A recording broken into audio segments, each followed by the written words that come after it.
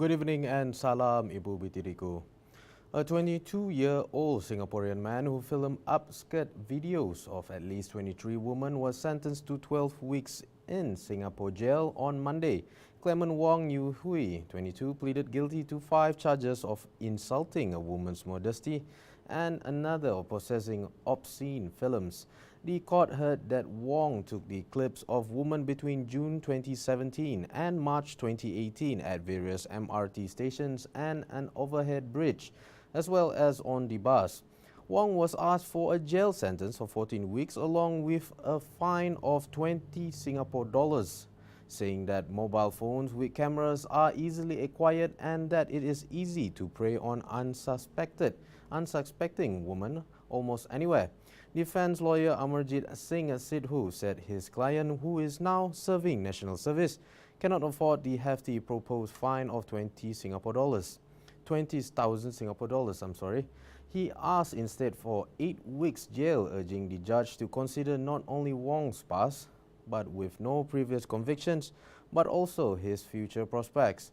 Wong was a student at a polytechnic when he committed the offences, and the judge allowed Wong to defer his sentence to this Friday in order to settle his affairs and ordered his laptop and laptop charger mobile phone to be forfeited to the police for disposal.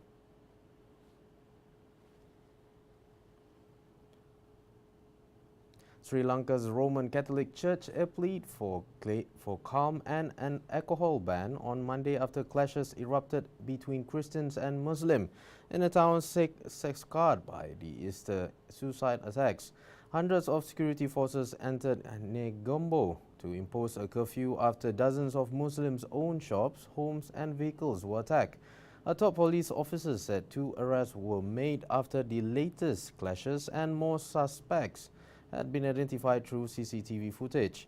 Prime Minister Ranil Wickremesinghe said in a statement that the government of Sri Lanka will compensate those who lost property in the nighttime clashes. Unverified videos circulating on social media showed mobs throwing stones at Muslim businesses, destroyed furniture inside homes, shattered windows and overturned vehicles. St. Sebastian Church is the town of 40 kilometers north of capital Colombo and was one of the 3 churches and 3 hotels hit by suicide bombers on April 21st, killing 257 people. Public schools reopened on Monday for the first time since Easter attacks, with heavily armed police and troops guarding the schools. The country has been under a state of emergency since the Easter bombings, and security forces and police have been giving sweeping powers to arrest the detained suspects. The government has blamed the Easter bombings on a local militant organization which had pledged allegiance to Daesh state. Well, that's all the updates for now. I'm Kamaruddin Bujang. Salam Ibu Tiriku.